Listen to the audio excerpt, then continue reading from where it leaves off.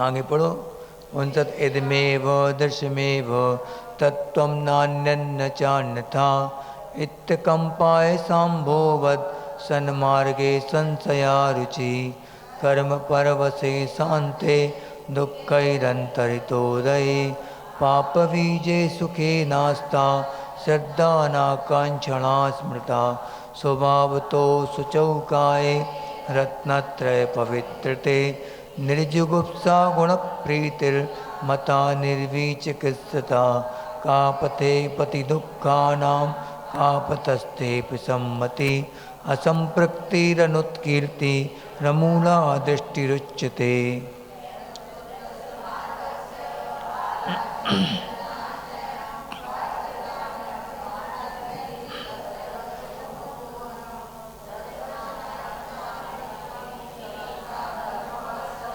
प्रत्यवस्थापनं प्राज्ञै स्थितीकरणमुच्यते सुयुध्यान प्रतिसद्भाव सनाथापेतकैतवा प्रतिपत्तिर्यथा योग्यं वात्सल्यमभिलप्यते अज्ञानतिमिरव्याप्ति मपाकृत्य यथा यथं जिनसा सन्माहात्म्य प्रकाशा स्यात् प्रभावना तावदञ्जनचोरोङ्गे ततोऽनन्तमति स्मृता उद्दायनस्तृतीयेऽपि तुर्ये रेवती मता ततो जिनेन्द्रभक्तोऽन्यो मारीसेनस्ततः परा विष्णुश्च वज्रनामो च शेषयोर्लक्षितां गतौ नाङ्गहीनमलं छेत्तुं दर्शनं जन्मसन्ततिम्।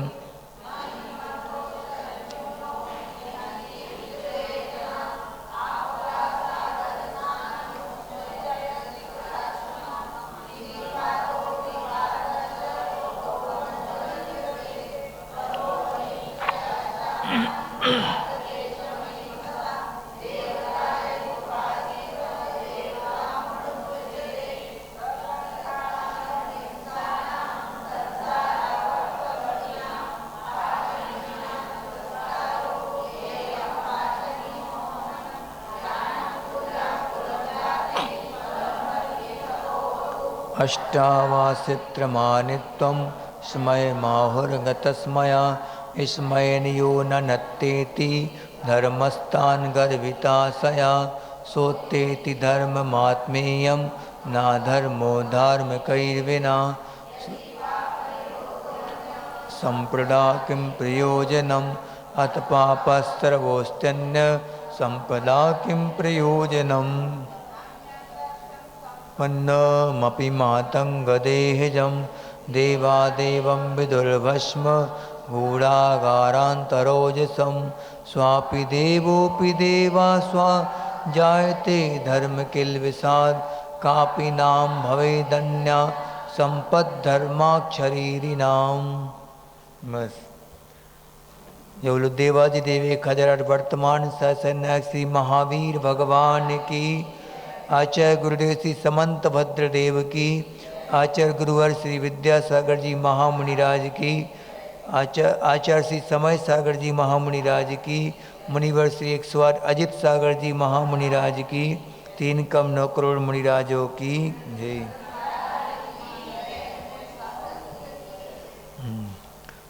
अभी हम सब लोग बैठ के रोज किसके बारे में चर्चा कर रहे हैं? सम्यक दर्शन की पात्र होने की चर्चा कर रहे हैं। कौन होगा इसका पात्र और कौन कौन सी सावधानियां वो रखेगा। अगर सम्यक दर्शन जो कि बहुत विरल जीवों में होता है, अगर वो हो जाए तो उसको सुरक्षित रखने के लिए कौन कौन से उपाय करें और कौन कौन सी चीज़ें अपन छेड़ाला पड़ते। जब उसमें आती ना वो लाइनें, बिन जाने तें दोष गुणन को कैसे तजिए गहिए, यानी कि जब तक हम दोषों को नहीं जानेंगे तब तक गुणों को सुरक्षित नहीं रख पाएंगे।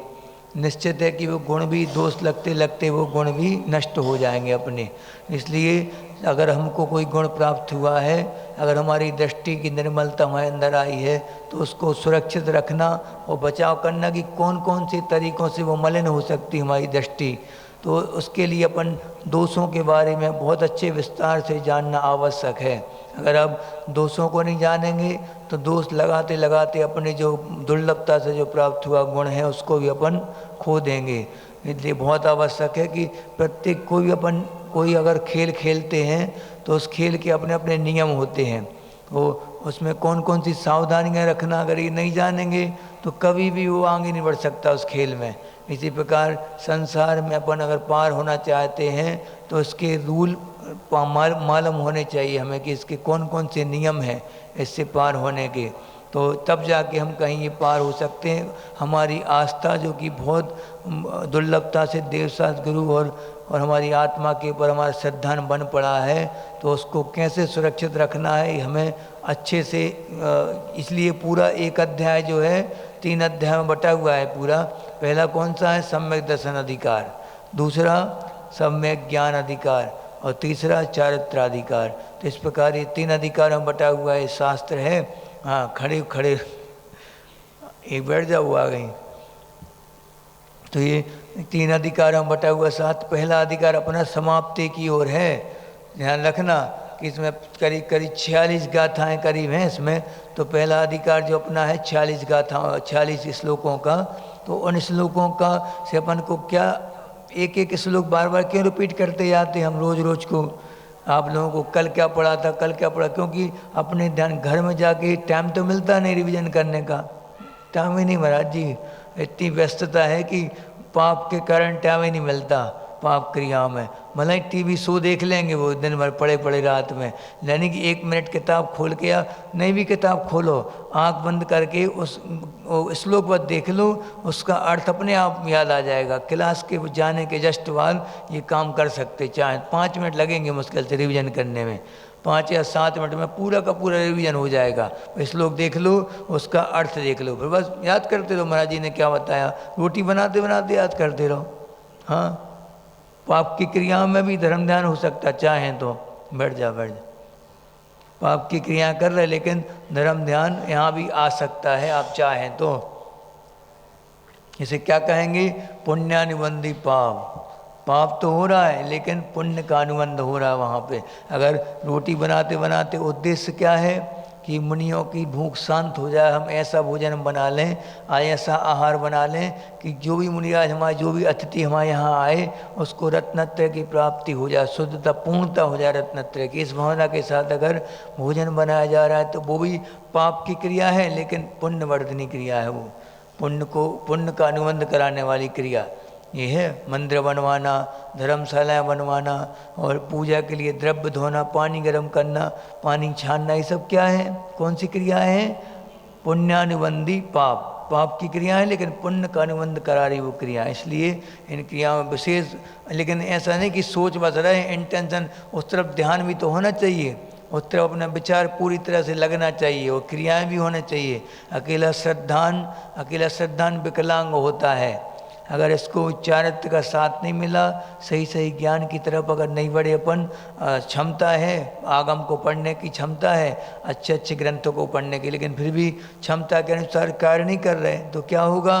कोई भी कार्यकारी श्रद्धा नहीं होगी, वो श्रद्धा नष्ट हो जाएगी। जैसे मान लो बेल की बताया था ना कि महाराज जी ने कि कोई बेल, लौकी की बेल या कोई भी बेल हो, बेल की जब शुरुआत होती है तो बिल्कुल शुरुआत अवस्था में बिल्कुल कोमल होती है, वो सॉफ्ट होती। उसको अगर अच्छी बड़ी भी हो गई तब भी सहारा नहीं मिला अगर चढ़ने को, उसको ऊपर चढ़ने को, विस्तार करने को, तो फिर नष्ट हो जाएगी। वो बिना सहारे के बेल हमेशा नष्ट हो जाती।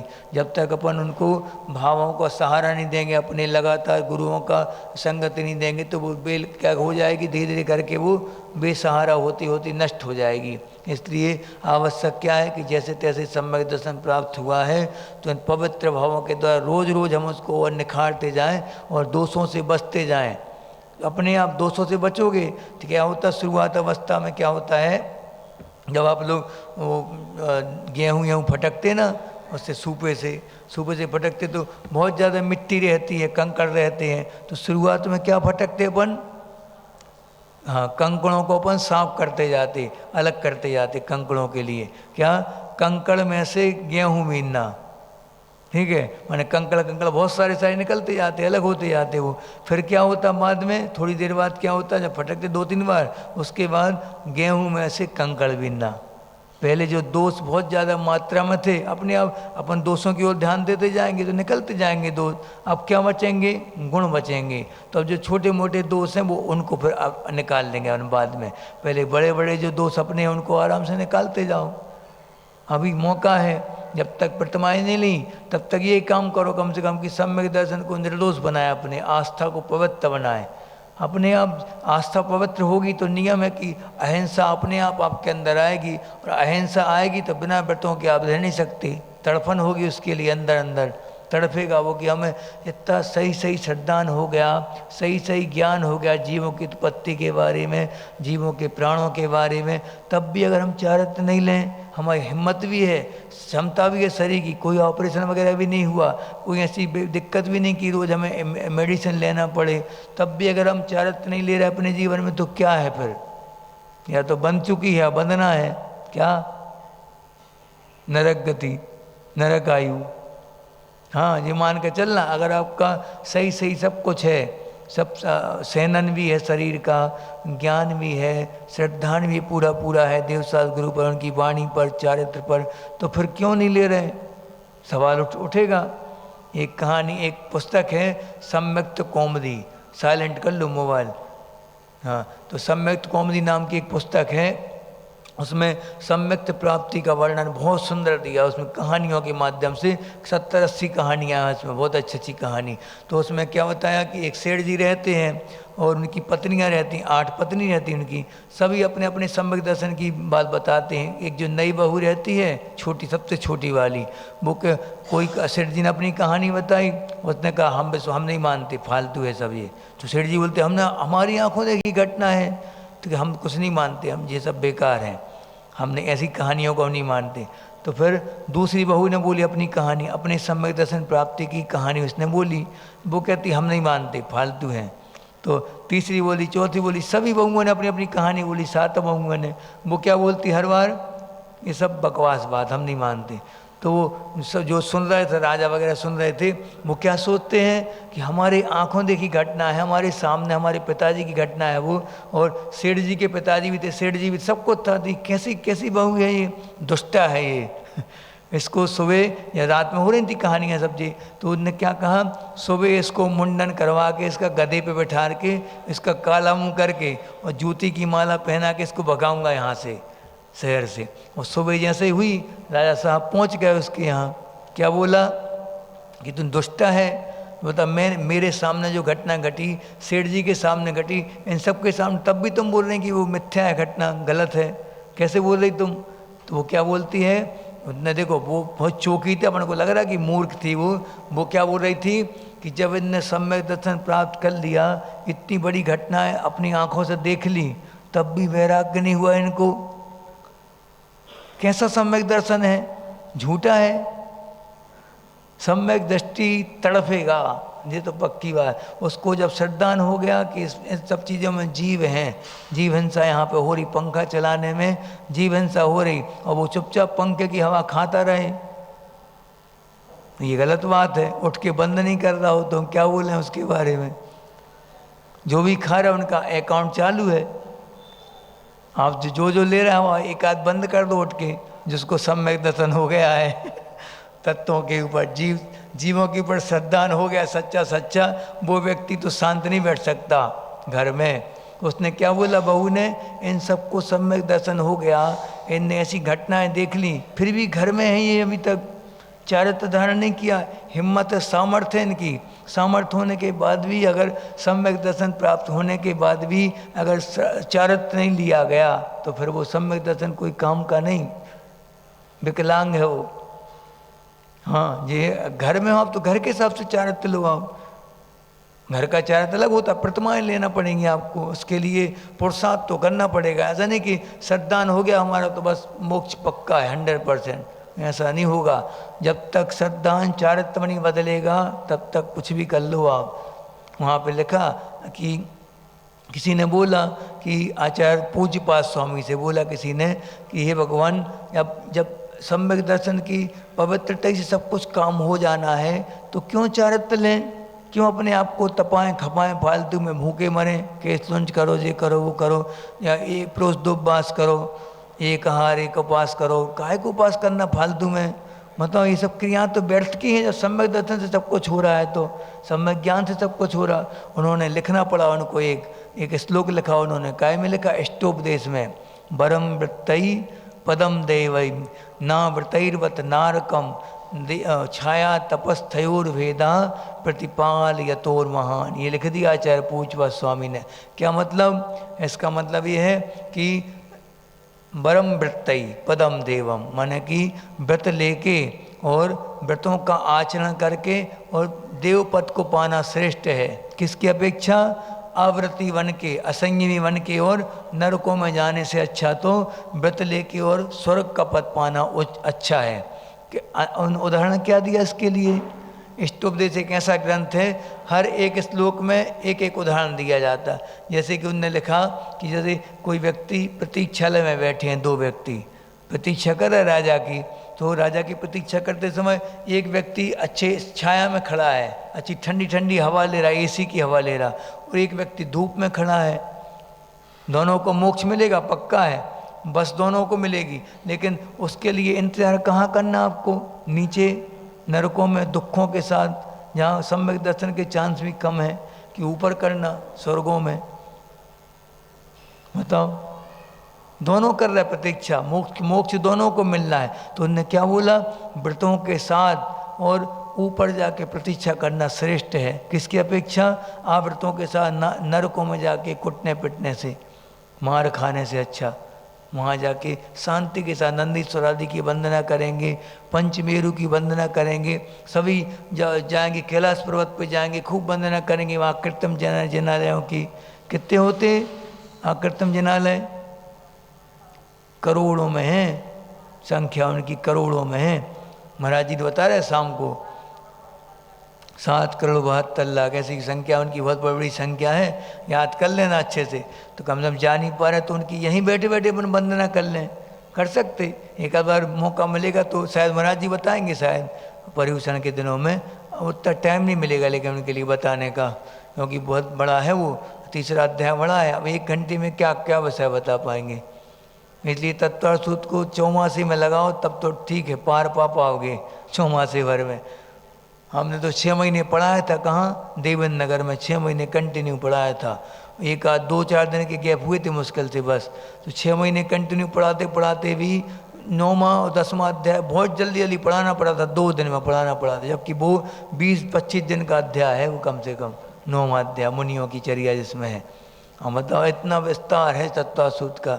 तो उसमें जब पढ़ोगे आप तो जम्बूद्वीप में कितने कृत्रिम जिनालय कहाँ कहाँ है, कौन से पर्वत पे, कुलाचलों पे, और इनकी तालाबों में, पद्मों, सबको बहुत विस्तार से वर्णन है पूरा ऐसा। तो पढ़ोगे कभी तो पढ़ना, महाराज जी पढ़ाएंगे तो ठीक है।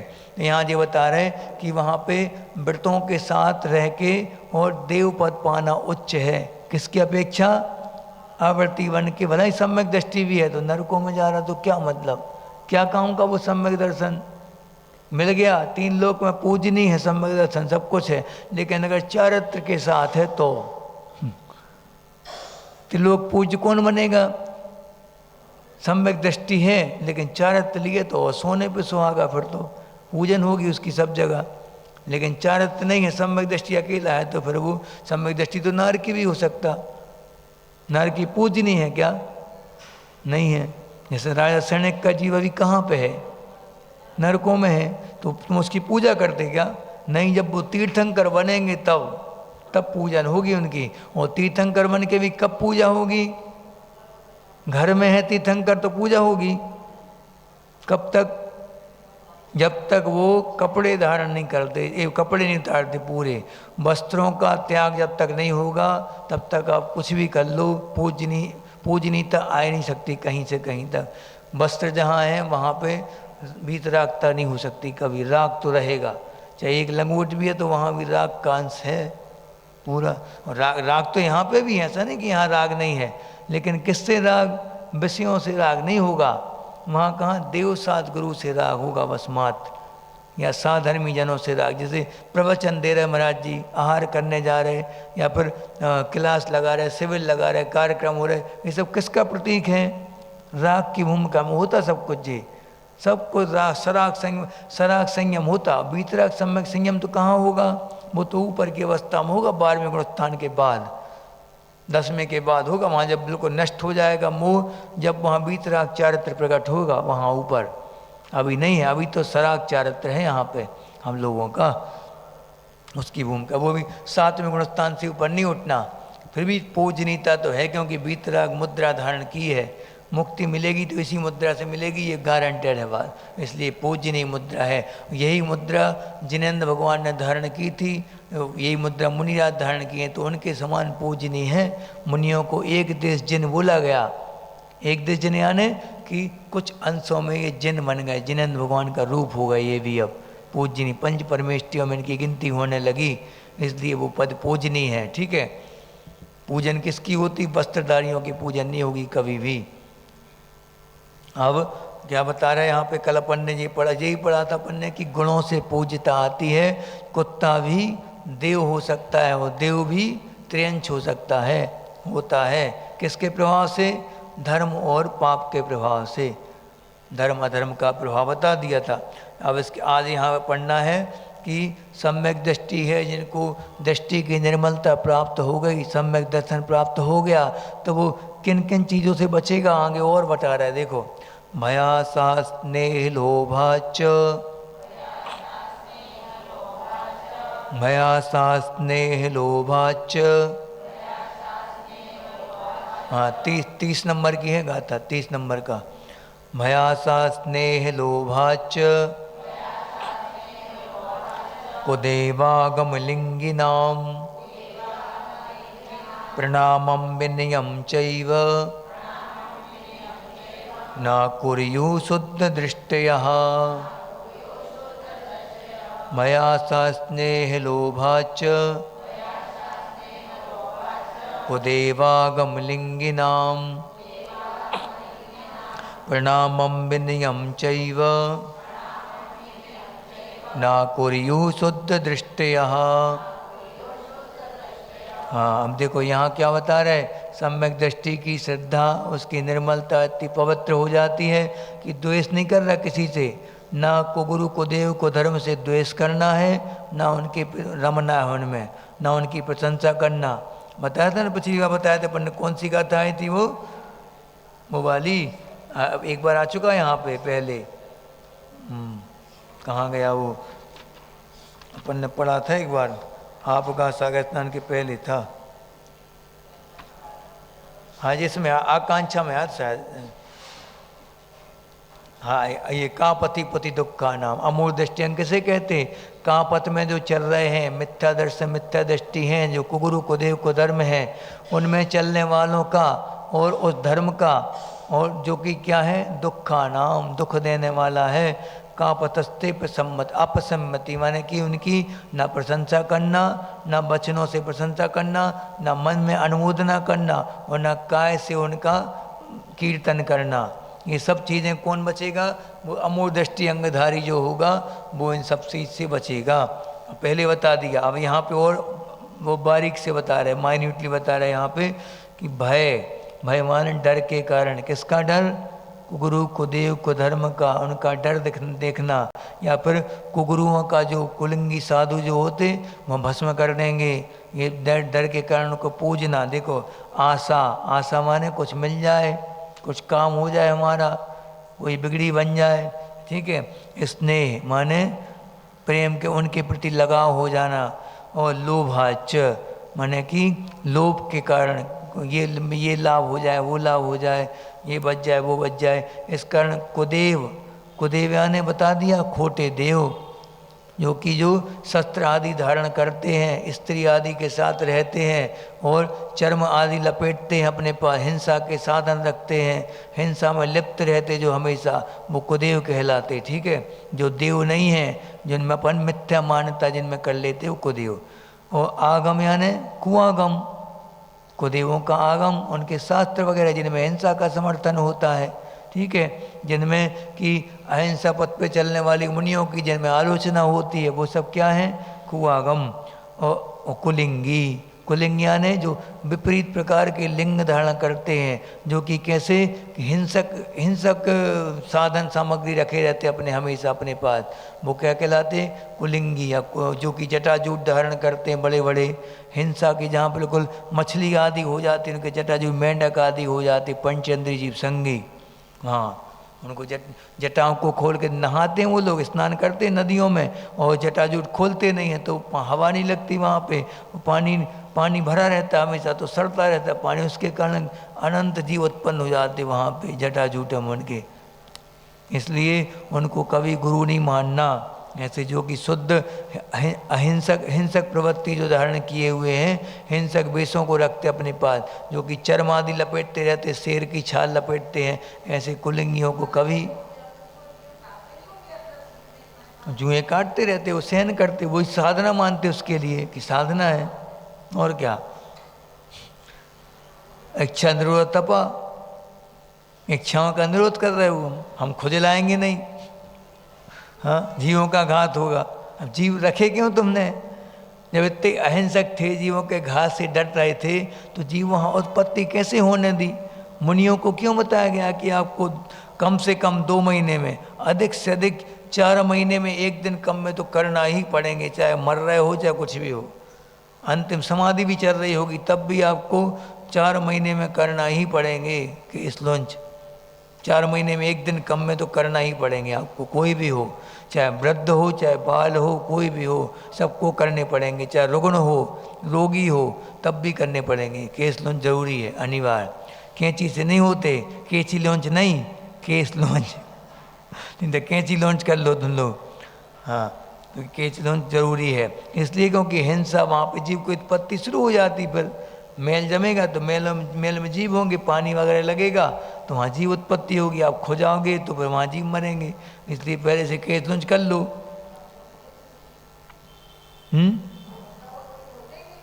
बोले खोलते भी हैं तो कौन देख रहा हो, कंगी थोड़ी करेंगे, वो इतने उलझ जाते बाल, वो इतने गूंथते रहते आपस में बाल की, वो कहाँ टाइम उनके पास, वो इतने बड़े बड़े नाखून रखते, कोई कोई बड़े बड़े नाखून हो जाते उनके, खूब बड़े बड़े नाखून।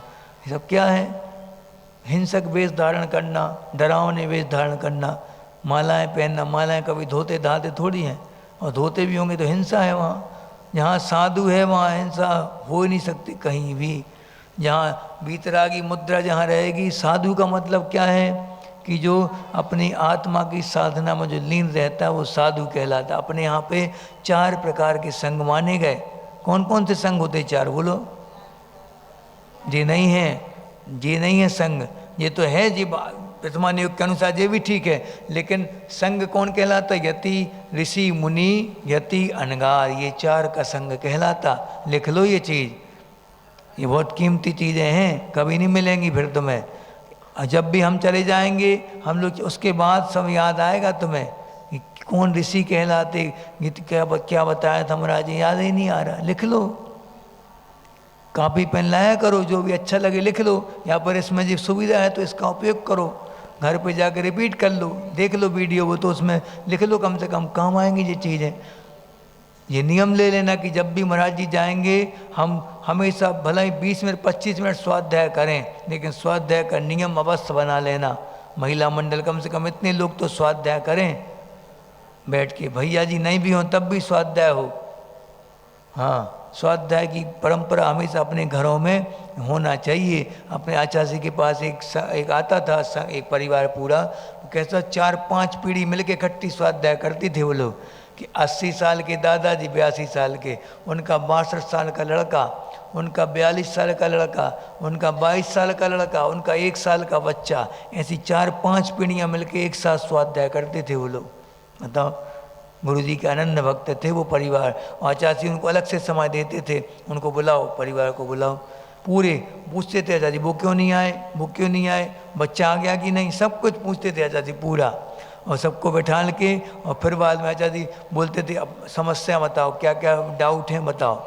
आचार्य स्वयं डाउट क्लियर करते थे उनके पूरे, जितनी जिज्ञासाएँ रहती थी, बात नहीं, हाँ जितनी जिज्ञासा रहती थी वो सब डायरी में लिख लेते थे अपनी, और जब भी आचार्य जी के पास जाते थे हर साल वो डायरी निकाल के आचार्य जी से सब कुछ पूछते थे।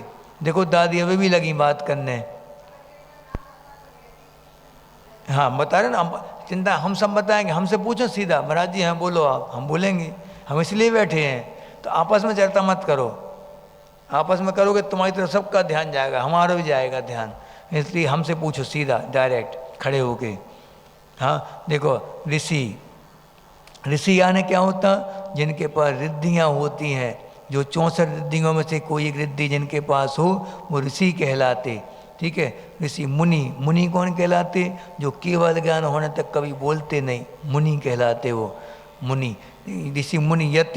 यति यानी क्या होता, जो केवल ज्ञान के यत्न में लगे, बिल्कुल जो छोड़ेंगे नहीं हम, जब तक केवल ज्ञान नहीं होगा हमारी साधना अखंड चलती रहेगी, वो यति कहलाते। बड़े बड़े श्रेणी में चढ़े मुनिराज होते वो यति हैं। ठीक है। अनगार माने जिनका कोई घर बार नहीं होता, जिनका घर बार सब कुछ त्याग हो गया, वो अनगार कहलाते। तो वर्तमान में कौन है अभी हम लोग, मुनि, यति, ऋषि, अनगार हैं। अनगार सब थोड़ा अच्छा नहीं लगता, कठिन सा लगता, तो मुनि कहने लगे, बाकी मुनि कोई नहीं है अभी, सब बोल रहे हैं। हाँ, मुनि जो मौनम साधती थी मुनि, और जो आत्मा के ध्यान में समय हमेशा लगा रहता है, यत्न कर रहा है, वो केवल ज्ञान का यत्न जिनका हो रहा है, यति। हम वर्तमान में कौन बचे हैं, बस अनगार बचे हैं, बस मुनि नहीं हैं। क्या मार्ग तो है, लेकिन वर्तमान में कौन है अभी, यति, ये अनगार जी। हाँ, अब सच्चाई है तो सच्चाई बता दी हमने तुम्हें जो कहना तो कहती रहो, लेकिन हम तो सच्चाई जानते हैं, पता है कौन है हम लोग, अनगार हैं। हाँ ठीक है। अब देखो ये बता रहे हैं यहाँ पे, इन ऐसे कुलिंगी साधुओं का, ऐसे कुधर्म का और ऐसे आगम का जहाँ पे हिंसा का समर्थन होता हो। बहुत बड़ी बड़ी बातें लिखी होंगी आगम में, कई शास्त्र ऐसे मिल जाएंगे आपको जो तुम्हें लगेंगे कि ये तो अपने धर्मों से भी अच्छे शास्त्र हैं। कितनी वो बड़ी बातें हैं इसमें, तो देखो तो लोक कल्याणकारी बातें, लोगों का उपकार करो, हिंसा से दूर हो, सत्य बोलो हमेशा, ये सब बातें कई शास्त्रों में लिखी मिल जाएंगी। लेकिन उन शास्त्रों का मूल क्या है, सिद्धांत क्या है, उस धर्म का सिद्धांत क्या है, ये पकड़ो। हाँ, जैसे हमने बताया था ना एक बार तुम लोगों को कि एक ईसाइयों का धर्म है, उसमें बाइबल में बहुत अच्छी अच्छी बातें लिखी, लोक कल्याणकारी बातें से भरा पड़ा है पूरा शास्त्रों का बाइबल। लेकिन उसी के जो यीशु ने बाइबल का उपदेश दिया है, उन्हीं यीशु का एक ग्रंथ है, उस ग्रंथ में क्या लिखा कि यीशु जब अपने जन्मदिन मनाने के लिए एक नदी के किनारे गए, पहुँचे वहाँ पे उनने क्या बांटा अपने भक्तों के लिए, जन्मदिन का तोहफा क्या दिया सबके लिए उनने क्रिसमस के दिन, सूखा भात और मछली, ये उनने दी सबको खाने के लिए। ईश्वर हैं वो, हम कैसे बोल दें कि वो ईश्वर हैं, बोलो कैसे बोल दें, उस शास्त्र का समर्थन हम कैसे कर दें कि वो अहिंसा प्रधान शास्त्र है। और आपको ऐसा जैन ग्रंथ बता दूँ हमें, दिगंबर जैन ग्रंथ, जिसमें कि कहीं हिंसा का समर्थन हो गया हो, धोखे से किसी आचार्य ने कर दिया हो सकता है, आप हमें ला के दिखा दो, आप मान जाएंगे हम। हो नहीं सकता, कभी कहीं से कहीं तक नहीं हो सकता। और कोई धर्म का साथ उठा लो आप, उनके मूलभूत सिद्धांत जिस शास्त्र में आते वो शास्त्र में आप ला के दिखा दो, हम बता देंगे उसमें हिंसा का समर्थन कहाँ कहाँ है। आप क्या बोलेंगे इसके लिए, जब तक आप किसी भी धर्म के प्रति आपका झुकाव हो रहा हो। आज ही हमारे पास एक व्यक्ति आए थे, बाहर के थे वो, उन्होंने क्या बोला, वो फलाने महाराज जी बहुत अच्छे प्रवचन करते हैं, बिल्कुल पूरा जैन दर्शन जैसे प्रवचन करते। तो हमने बोला उनसे कि उनके मूलभूत कौन कौन से वो हैं शास्त्र, उन्होंने उनके नाम लिए, हमने बता दिया तुरंत, इस पेज पे देख लेना आप जाके, वहाँ हिंसा ही हिंसा मिलेगी आपको। और जहाँ हिंसा है वहाँ अहिंसा का शंखनाद हो ही नहीं सकता कभी भी, कुछ भी कर लो आप, कभी भी नहीं हो सकता। तो फिर वो बोलने लगे महाराज जी बोला तो है उनने, तो हमने बोला उनसे कि वो उनसे खुद पूछ लो जाके, आप कहाँ से लिया आपने विषय, किसके प्रवचन सुन के आपने विषय बोला, ये कर्म सिद्धांत बोला उनने, पूरा का पूरा कर्म सिद्धांत उन्होंने परोस दिया, 8 कर्म पूरे। फिर आप नाम भी लो कि कहाँ से लिया हमने ये ग्रंथ। जैसे कि क्षमा सागर जी का हमने उदाहरण आपको बताते। क्षमा सागर जी एक ऐसे संत थे, उनने मान लो गांधी जी की जीवनी में से कुछ पढ़ा तो उनने बताते थे कि गांधी जी ने ऐसा किया। बुद्ध का पढ़ा तो गौतम बुद्ध ने ऐसा किया, और अरस्तु का किसी का पढ़ा मान लो उसने, तो उत्तर बताते थे नाम लेके कि हमने इस किताब से पढ़ा था। ऐसे आप बताओ, जिनके प्रवचन आप सुन रहे हैं वो क्यों नहीं बताते कि हमने जैन दर्शन से पढ़ा? नहीं, क्योंकि जैन दर्शन, आपने जैन दर्शन के भक्तों को लुभाने के लिए उनके सिद्धांतों को व्याख्यान कर दिया अच्छे तरीके से, शानदार, तो वो लोग सोचने लगे कि अरे अपनी बात बता रहे, अपनी, उनके फॉलोअर्स बढ़ गए, अपने जैन लोग वहाँ जाने लगे। जबकि बात वही है जो अपने आचार्यों ने लिखी है। कर्म सिद्धांत एक ऐसा सिद्धांत है, आज तक किसी भी धर्म में कर्म सिद्धांत का वर्णन आया हो तो मैं बता दूँ, उनके मूल ग्रंथों में कहीं आया हो तो। कोई भी आचार्य, कोई भी ईश्वर ने कहीं किया हो वर्णन अगर कर्म सिद्धांत के बारे में, तो हम मान जाएंगे उसके लिए। कर्म सिद्धांत का जितना सूक्ष्म वर्णन जैन दर्शन में मिलता है उतना कहीं नहीं मिल सकता, कहीं भी नहीं मिल सकता। जितना जैन आचार्यों ने कलम चलाई है कर्म सिद्धांत पे उतना कहीं नहीं मिलता। उनके यहाँ ज़्यादा से ज़्यादा पाप पुण्य, दो चीज़ें बता देंगे वो, पाप और पुण्य। मतलब कि अपने यहाँ क्या बताया गया, 8 कर्म हैं, उनकी 148 प्रकृतियाँ हैं। कितनी? 148। और कौन सी प्रकृति कौन से गुणस्थान तक चलेगी, कौन से जीवों, कितने इंद्रिय जीवों में होगी, कुछ नहीं है वर्णन कहीं किसी भी ग्रंथ में कहीं के।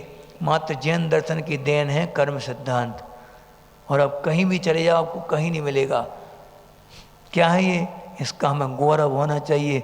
जो बात आपको कहीं सुनने मिले, कोई प्रवचनकार कितनी पॉपुलर हो, कितनी बड़ा प्रवचनकार हो, अगर उसके कर्म सिद्धांत का वर्णन वो कर रहा है तो इस बात का बहुमान रखना कि हमारे आचार्यों ने बोली ये बात, और बोल देना, सबसे सीना ठोक के बोल देना कि हमारे आचार्यों के अलावा किसी भी मूल ग्रंथ में, किसी के मूल ग्रंथ में ये गाथाएँ, ये कर्म सिद्धांत का विस्तृत वर्णन कहीं मिलता नहीं, मिल ही नहीं सकता। क्योंकि राय रत्ती कर्म के बारे में जानने वाले कौन हैं? सर्वज्ञ देव हैं। और सर्वज्ञ देव के द्वारा कहे गए वचन, उनके द्वारा निरूपित शास्त्रों के वर्णन कौन करते हैं? आचार्य करते हैं, गणधर परमेष्टि करते हैं। गणधर तो चलिए परंपरा हमारे आचार्यों की है, और उसी परंपरा में वो कर्म सिद्धांत मिलता है। जो न देखा सो बताया, और वो देखा ही नहीं पाए वो कब बताएंगे तुम्हें कि तुम्हारे कौन से कर्म का फल तुम्हें यहाँ मिल रहा है, किस कर्म के कारण आप मनुष्य बने हो, किस कर्मों के उदय के कारण आप देवगति में आए हो, कुछ नहीं पता। मात्र जैन शास्त्रों से पढ़ के बोलते जाते सभी, और अपन लोग आश्चर्य करते जाते, अरे कितना ज्ञान है, कितना ज्ञान है। क्या ज्ञान है? नहीं, चिंता नहीं कर, नहीं काटेगा, कोई नहीं काटेगा तुम्हें। वो तो काटना होता तो पहली बार में काट दिन घूम रहे हैं वो, घूमन दो, वो भी तो जीव हैं। आगे बढ़े। भय, अब भय लग गया। अब देखो यहाँ बता रहे, हाँ, कुदेवा गमलिंगी नाम, माने कुदेवों की, कुशास्त्रों की और कुलिंगियों की कि क्या नहीं करते? प्रणाम नहीं करते कभी उनको, सम्यक दृष्टि। विनयम माने विनय नहीं करते उनकी, कभी हाथ जोड़ने लगे उनको उच्चासन ग्रहण करवा दें, ऐसा नहीं होगा। और ना कुर्यु, नहीं करता। कौन? शुद्ध दृष्टया, शुद्ध सम्यक दृष्टि जो होगा वो कभी भी भय के कारण, आशा में आके, और स्नेह माने प्रेम के कारण खूब लाई लप्पा हो जाए, लोभ के कारण कि इनसे ये लाभ हो जाए, कभी भी कुदेव आगम लिंगियों की कभी भी वो सेवा नहीं करेगा, न प्रणाम करेगा, न विनय करेगा। अब देखो यहाँ पे एक बात और सावधानी रखें कि हम भय के कारण अगर देवसात गुरु के पास भी जा रहे हैं, सच्चे देवसात गुरु की आराधना भी कर रहे हैं भय से, तो फिर वो भी इसी में आएगा। समझ जाओ आप। शादी के दिन, चलो शादी के दिन चलना है, हमारे कुल देवता है वो तो चलनी पड़ेगा, हाथा लगाने पड़ेंगे वहाँ मंदिर में, हाथे लगाओ, चढ़ाना पड़ेगा अर्घ, नहीं तो वहाँ नाराज हो जाएंगे वो। ऐसी श्रद्धा है क्या?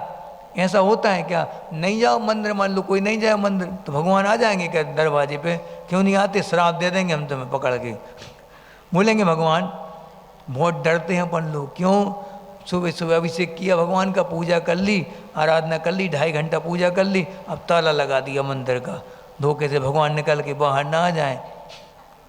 दुकान में देख ना लें कि जो कितने चोरी करता है जी। मतलब यहाँ तो 2.5 घंटे पूजा करी, विधान किया, प्रवचन सुने महाराज जी के, वहाँ जाके चोरी करता है, गाली देता है, कर्मचारियों को, नाटक कर्मचारियों के ऊपर बहुत वो करता है, अत्याचार करता है।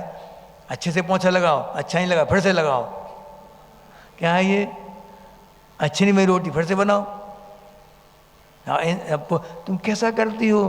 किसी ने पूछा कितना वो तुम बड़ी अहिंसक बनी पड़ती। नहीं, तुम समझते नहीं हो, इन लोगों नौकरों के साथ ऐसे ही व्यवहार किया जाता है, तब वो सही लाइन पे आते हैं। वो आदमी नहीं है क्या? वो मनुष्य नहीं है क्या? कैसे संबंध बनाया आपने उनके साथ? दुष्टता के संबंध है ये, नीचता के संबंध है ये। हाँ, काम पैसा दो और क्या कहते, चमड़ी जाए पर दमड़ी ना जाए जी। इस नीति वाले लोग रहते हैं कि माने एक एक पाई पाई वसूल कर लो। 3,000 रुपये महीना किसी को देते हैं तो कोई 1 मिनट के लिए बैठ गया मान लो फुर्सत से, 3,000 रुपया लाते, 3,000 दे रहे हम, चौंक लेंगे पूरा पकड़ के बिल्कुल। क्या है ये? हाँ, हमसे तो नहीं होता था। हाँ, अपनी बता रहे स्वयं की घटना। हमारे घर में नौकर चाकर सब लगे थे, ऐसा नहीं, हमने सब देखा कि रोटी बनाने वाले भी थी, झाड़ू पोंछा वाले भी थे, 6 नौकर दुकान में, सब कुछ था। लेकिन हम देखते थे कोई मेहनत कर रहा है तो हम पे रहा नहीं जाता था, हम उसके साथ झाड़ू पोंछा करवा लेते थे उसके साथ, हम पे तो नहीं रहता था। मम्मी भले ही चिल्लाती थी, महिलाओं को ज़्यादा रहता है कि पैसा जा रहा है तो पूरा चौंको, बिल्कुल एक एक चीज़ पाई पाई वसूल करो। हमारा पैसा फ्री का पैसा है का? खून पसीना बहा रहा है, जब पैसे कमाते हैं तो उसका भी खून पी लो।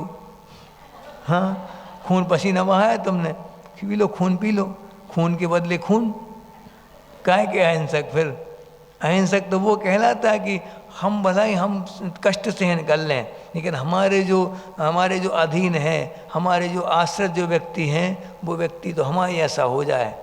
स्वास्थ्य जन को निज सम करते, कहते हैं वो भक्तांबर में आती ना गाथा, कौन सी आती वो काव्य, भूल गए हम, वो आता कि हमने हिंदी वाला याद है, स्वास्थ्य जन को निज सम करते, नहीं करें तो उन्हें लाभ क्या, उन धनिकों की करनी से।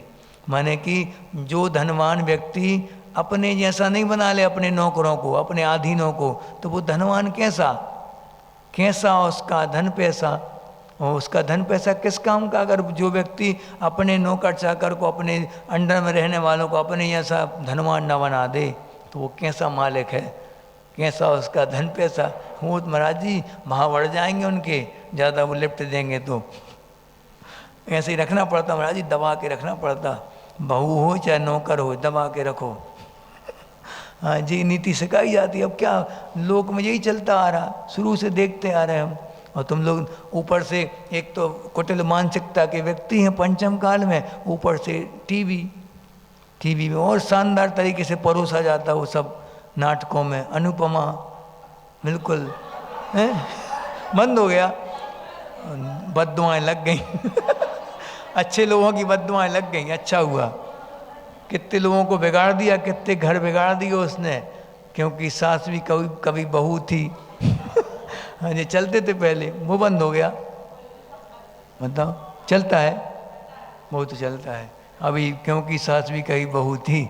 ये सब नाटक देख देख के तो घर की हालत और ज़्यादा बिगड़ गई। ऐसी नीति बताई जाती इसमें, अंडर में रखो, अंडर में लड़के को अंडर में रखो, बहू को अंडर में रखो, नहीं तो कोई इज्जत नहीं करेगा तुम्हारी। तुम्हें आसपास की सासें ये सिखलाती हैं, नई नई बहुओं को भी यही सिखाया जाता शुरू से, बिल्कुल एक्सपीरियंस होल्डर है ना वो, संसार की टिकट उनकी पक्की रिजर्वेशन है उनका।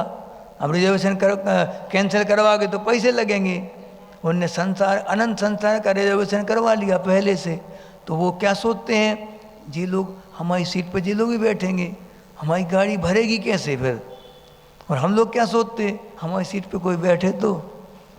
तुम लोग क्या सब खींचातानी में लगे हैं, महाराज जी भी खींच रहे हैं अपनी ओर, तुम लोग भी खींच रहे हाँ, कोई बच्चा है, छोटा बच्चा, उसको क्या तुम लोग डरते हो। जब पहले तो क्या बोलते हैं कि महाराज जी को आप अच्छी संगति में सिखा दो, महाराज जी आपके पास आते ही नहीं है, कभी मंदिर नहीं जाता, मंदिर जाने लगे, महाराज जी के पास बैठने लगे, पूजन ध्यान अभिषेक सब कुछ करने लगे, मंदिर में खूब 24 घंटे महाराज जी के साथ लग जाए, अब चिंता होने लगती, अब क्या होगा, बच्चा तो हाथ से निकल गया, महाराज जी ने तो जादू टोना कर दिया बस।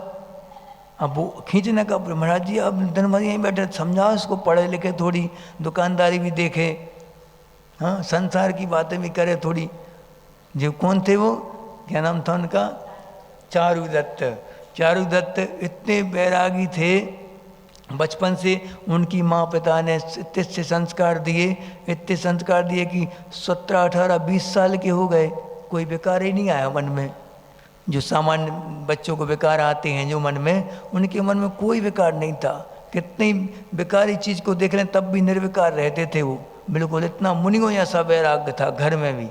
अब उनके माता पिता को चिंता हो गई कि बच्चा बड़ा हो गया, शादी के लायक हो गया, शादी कैसे करें, कोई उनके मन में कुछ है ही नहीं, चिंता ही नहीं कुछ, मैंने कोई ना कोई घरवार की चिंता है, ना कोई स्त्रियों को देख के कोई विकारी होते इनके मन में, कैसे करेंगे, बहुत चिंता हो गई। अब क्या होगा, अब उनने सोच विचार के, अपने उनका भैया था, माँ का भैया, तो वो बिगड़ा हुआ था, अच्छा नंबर 1 का जुआरी, सटोरी, गांजेबाज, बेस्या, रंडीबाजी, सब में लोग नंबर 1 था वो, नंबर 1 का मास्टर था वो, संसार का किंग था वो संसार मार्ग का सबसे ज़्यादा लीडर था वो। उस व्यक्ति को बुलाया गया स्पेशली बिल्कुल बिगाड़ने के लिए, कोई सुधारने के लिए बुलाता, उनको बिगाड़ने के लिए बुलाया गया। बिगाड़ दो भैया, थोड़ा सा बिगाड़ दो, थोड़ा वो सीख जाए, वो थोड़ा लड़की बाजी में पढ़ने लगे, थोड़ा काम करने लगे गलत काम। तो फिर अब उसने वो PhD किए था, वो तो आ गया। अब उसने क्या किया कि पहले खूब प्रयास किया, कहानियाँ सुनाई जी किया, वो बिल्कुल प्रभावित नहीं हुए वो। तो उसको अब क्या किया, अब एक कामलता, क्या नाम था वेश्या का, जो भी नाम हो, वो वेश्या के यहाँ वो बहुत फेमस थी वो, उसके यहाँ हाथी, मैंने एक गली में हाथी का प्रवेश करवा दिया। अब सबसे कह दिया अब जो पागल हो गया, हाथी पागल हो गया, नाटक करवा के उसको उसके घर में अंदर प्रवेश करवा दिया। अब बस बिगड़ गया, अब वहाँ से आना बंद कर दिया उसने, घर में जाना बंद कर दिया। माँ सोती थी इसके सब ऐशो आराम की पूरी सुविधा के लिए पूरी बेचती जा रही थी, कितने 32 करोड़ दिनार, सोने की दिनार 32 करोड़, एक एक करके सप्लाई होती गई, वहाँ पहुँच गई वेश्या के यहाँ। अब क्या सोच रही वो, फिर से सुधर जाए, अब क्या सुधर जाए, किसने बिगाड़ा, हाँ माँ ने। जब क्योंकि सब जानते हैं भय के कारण, भय के कारण कि हमारा बच्चा निकल ना जाए घर से, इसलिए आप लोग क्या करते, हमारे घर में शांति बनी रहे, कभी दिक्कत ना हो, फेल ना हो जाए बच्चा, हमारा बिजनेस कभी डूब ना जाए, इस कारण शांति धारा होती। तो फिर ये क्या है, भया स्नेह लोभाच। जिनेन्द्र देव की अगर भय से पूजा कर रहे हो तुम, गुरुओं की आराधना भय से कर रहे हो, तो फिर क्या कहें इसके लिए। अगर ये भय है कि लोक लाज का भय है कि ये महाराज जी आहार नहीं होंगे घर में, तो क्या सोचेंगे लोग, चौंका नहीं लगाया इनने, कैसे जैन हैं ये, भय के कारण लगा रहे चौंका, क्या कि श्रद्धा से लगा रहे, तो सब जगह क्यों नहीं लगते फिर चौंके, भय है क्या कि 4 ही लगेंगे, अगर 5 में लग गया तो कमेटी वाले लड़ने आ जाएंगे, ऐसा है क्या, वो 4 चौके वाले लड़ने आ जाएंगे हमारे घर में, ऐसा है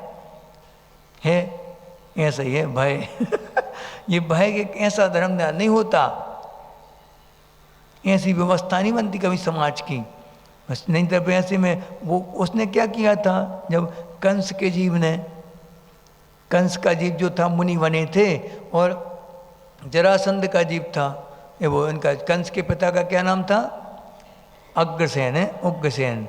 उग्रसेन ने क्या किया था, पूर्व में उग्रसेन ने आदेश जारी करवा दिया था कि मेरे अलावा कोई चौका नहीं लगाएगा, 4 एक ही चौका लगेगा, वह राजमहल का चौका बस। अब क्या हुआ, महाराज जी निकले आहार के लिए, कोई ने नहीं पड़गाया, 1 महीने में एक बार उठते थे आहार के लिए। दूसरा दिन हो गया, कुणिक का जीव ऐसे, कुणिक की सैनिक की कहानी में यही है, पहला 1 माह हो गया, निकले महाराज जी नहीं उठे, दूसरा महीने फिर उठे, फिर नहीं हुआ आहार, क्योंकि राजा ने घोषणा कर दी थी हम पड़गाएंगे बस मुनिराज को। पहली बार में क्या हो गया कि हाथी पागल हो गया, किसी ने नहीं पड़गाया। दूसरी बार में क्या हुआ, आग लग गई महल में। तीसरी बार में क्या हुआ, तीसरे महीने में, कि कि वहाँ पे किसी शत्रु ने आक्रमण कर दिया। और चौथी बार में क्या हुआ, राजा कुछ काम से व्यस्त हो गया, कुछ काम में भूल गया। अब ऐसे 4 महीने हुए कंटिन्यू। अब क्या हुआ, महाराज जी जा रहे थे, वहाँ पे इतने दुबले हो गए थे, 4 महीने कुछ नहीं मिला खाने के लिए।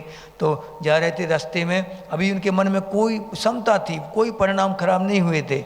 फिर जैसे ही महाराज जी के कान में शब्द पड़े, लोगों ने बोला कैसा दुष्ट राजा है कि ना खुद खाता है ना खाने दे महाराज जी को, ना हमें चौका लगाने दे रहा, ना किसी को खुद लगा रहा वो चौका। सबका ध्यान वहीं पे है, सबका ध्यान वहीं, आजू बाजू कौन निकल रहा है, कौन आ रहा है, कौन जा रहा है, काय के स्वाध्याय हो रहा समझ में नहीं आता हमारा।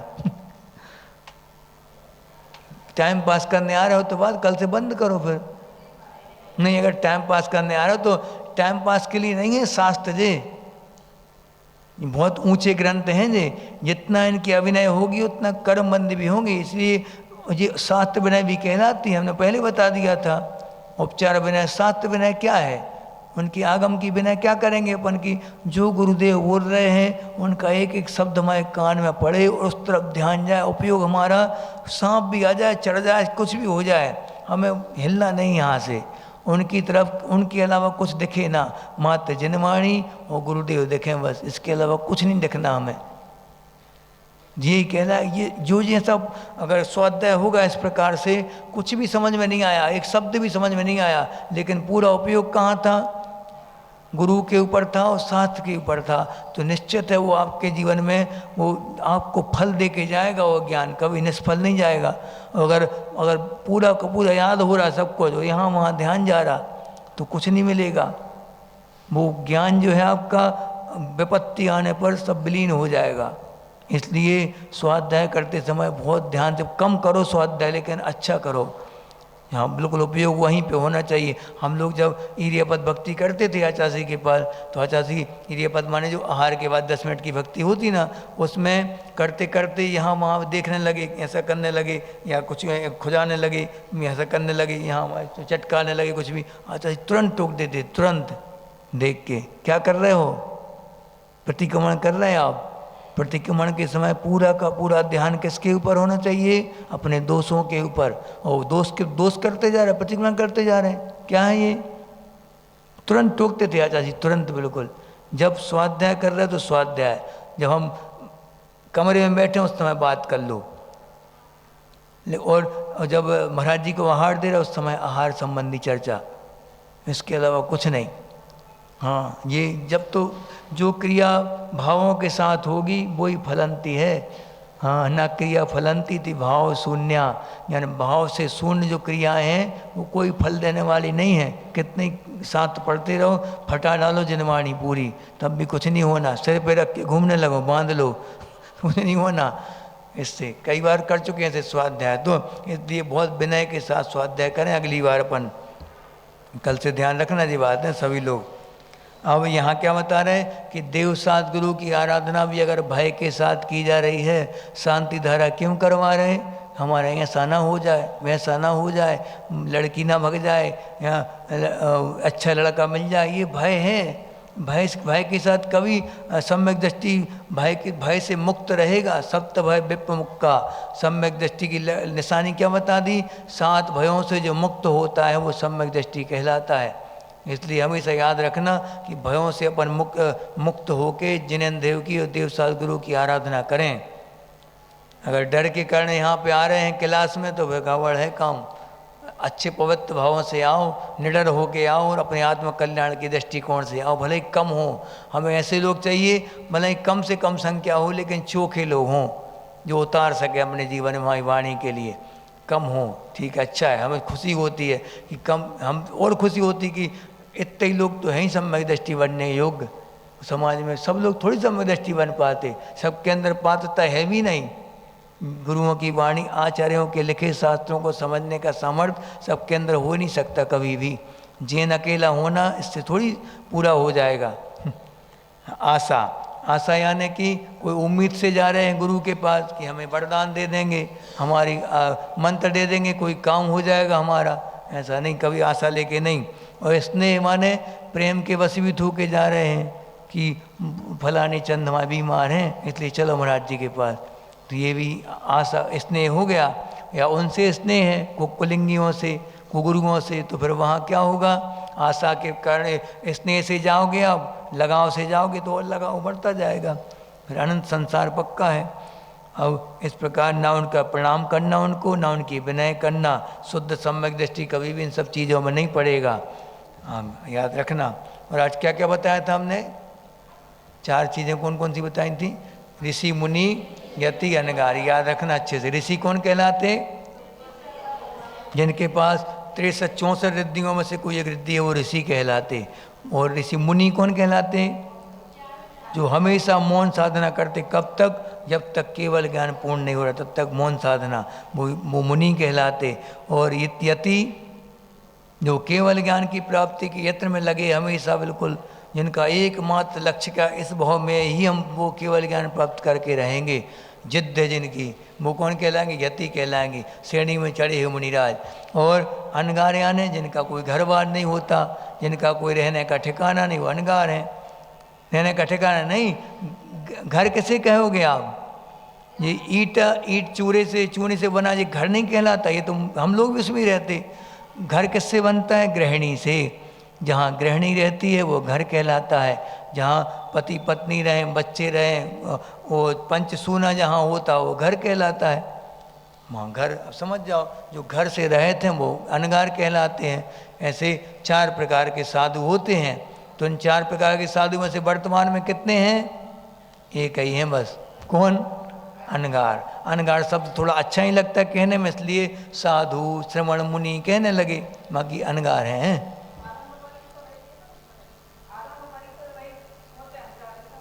हाँ आरंपरिक से रहे, आरंपरिक कहाँ होगा, घर में होगा, घर से रहे थे वो। बोधि समाधि परिणाम शुद्धि स्वात्मोपलब्धि शिव सौख्य सिद्धि चिंतामणिम चिंतित वस्तुदाने तो मंद मानस ममास्तु देवी।